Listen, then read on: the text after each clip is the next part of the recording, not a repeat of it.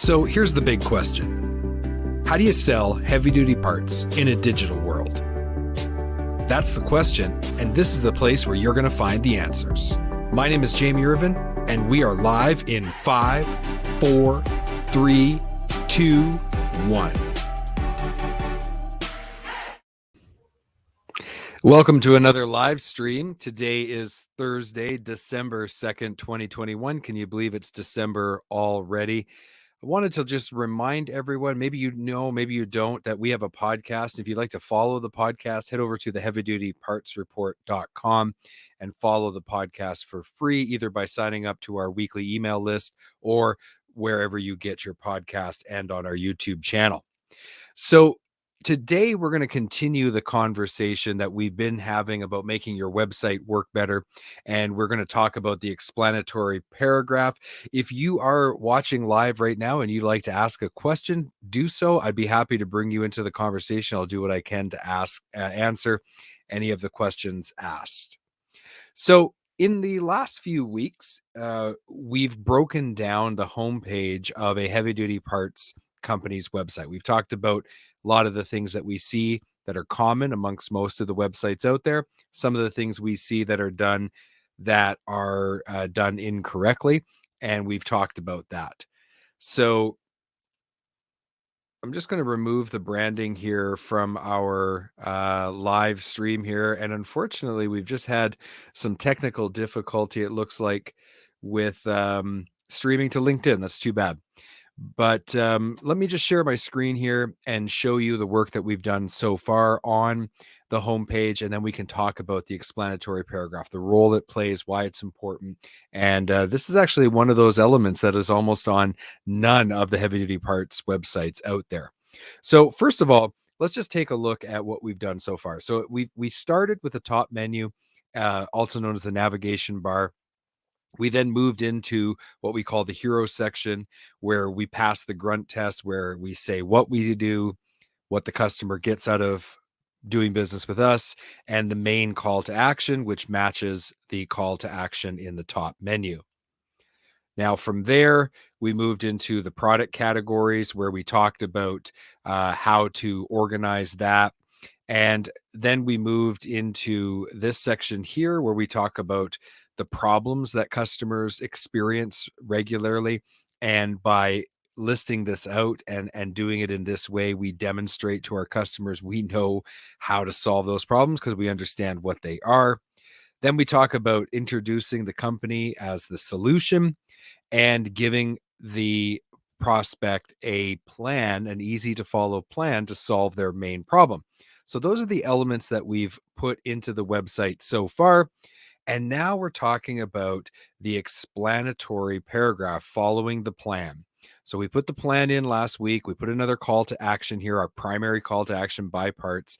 And now we've added this explanatory paragraph. Now, I'll just read it. ABC Parts Company sells heavy-duty parts that lower the total cost of operation for commercial trucking fleets in the United States and Canada. You can easily purchase all the parts you need with our e-commerce site or by phoning or visiting our conveniently located parts departments. We make sure you never lose visibility of your heavy-duty parts orders. We deliver for free within our delivery zones and have great shipping and return policies.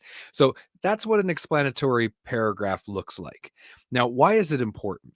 Well, it's important because of, first of all, we are summarizing our value proposition. We're doing that, but realistically, this is actually more for the Google and other search engines than it is for the people visiting the site. People scan things on websites. They don't typically read a lot of content in detail. So why do you even need it? Well, you need it because of the bolded parts of the paragraph. Now, I wouldn't actually bold these, but I'm doing it for the purpose of showing you. And when people go into a search engine and put in keywords, you want people to be able to find your website. And so you want the search engines to look at the content on your site and serve it up to people who are looking. So of course, if someone is looking for just for your company, ABC Parts Company, that's one keyword.